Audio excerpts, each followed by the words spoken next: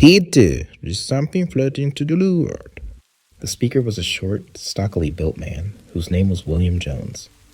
He was the captain of a small catboat in which he and a party of men were sailing at the time the story opens. Aye, aye, sir, answered John Towers, and the boat was brought to a standstill. Captain Jones reached out his hand for the object, which he now discerned to be a glass bottle. Nothing but a rum flask that a man on a passy boat threw you over, he said. But from an impulse of curiosity, he reached out for it. It was a rum flask, and he was about to throw it away when he noticed a piece of paper in it. He pulled it out, and on it read the following: January the 1st, 1864. I am John Jones who writes this letter. My ship is fast sinking with a treasure on board. I am where it is marked asterisk on the enclosed chart. Captain Jones turned the sheet over, and on the other side was a chart. On the edge were written these words: dotted lines represent course we took. Towers, said Captain Jones excitedly. Read these.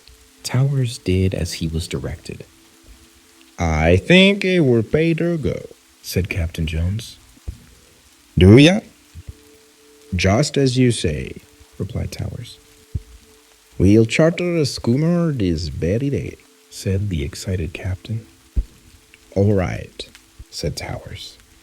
So they hired a boat and started off governed by the dotted lines of their chart. In 4 weeks they reached the place where directed, and the divers went down and came up with an iron bottle.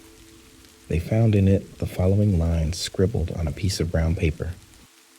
December the 3rd, 1880.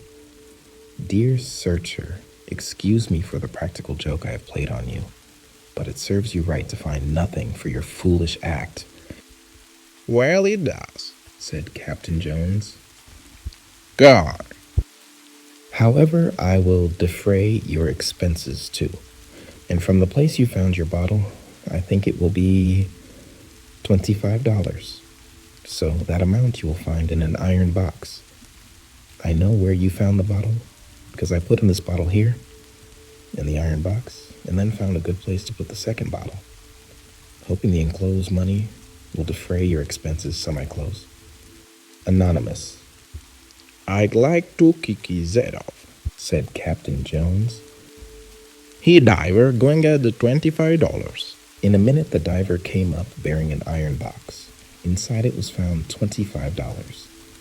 It defrayed their expenses, but I hardly think that they will ever go to a mysterious place, as directed by a mysterious bottle